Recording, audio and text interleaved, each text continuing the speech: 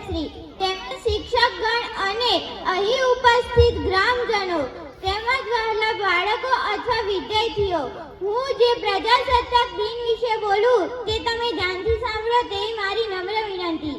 આજના આ શુભ પ્રસંગે હું આપ સૌના સમક્ષ એક ખૂબ જ મહત્વપૂર્ણ દિવસ વિશે બોલવા આવી છું. એ દિવસ છે પ્રજાસત્તાક દિન. આજે 26મી જાન્યુઆરી છે. આજે એક એવો દિવસ છે જે ભારતની લોકશાહી અને બંધારણનો પ્રારંભનો દિવસ છે. હું આ મંચ પર મારી વાત શરૂ કરું તે પહેલા હું ભગવાનને પ્રાર્થના કરું છું કે આપનો દેશ હંમેશા સમૃદ્ધિ અને શાંતિની દિશામાં આગળ વધે. તમને થતું હશે કે આપણે આ દિવસને કેમ ઉજવીએ છીએ, તો તેનો જવાબ છુપાયેલો છે. આ ભારતના સંઘર્ષ અને તેની ઉત્તરકાળની કહાનીમાં ભારતે 15 ઓગસ્ટ 1947ના દિવસે આઝાદી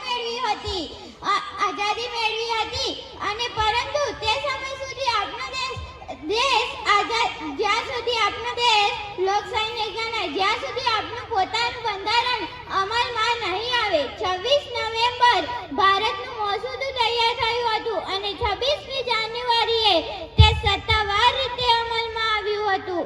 આ દિવસને વિશેષ પસંદ કરવા એક ઐતિહાસિક કારણ હતું. 26 નવેમ્બર 1930ના દિવસે લાહોરમાં સૌપ્રથમ વખત પૂર્ણ સ્વરાજ માટેની પ્રતિજ્ઞા લેવામાં આવી હતી.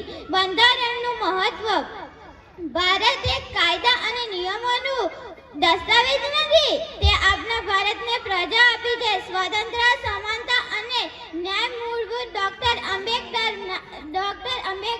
સંવિધાન સભાના દરેક સભ્યોએ એક એવા દસ્તાવેજની રચના કરી છે જે ભારતના તમામ નાગરિકોને માનવ હક્ક મળે, ભલે તે ધર્મ, જાતિ કે પ્રદેશના ભિન્ન હોય.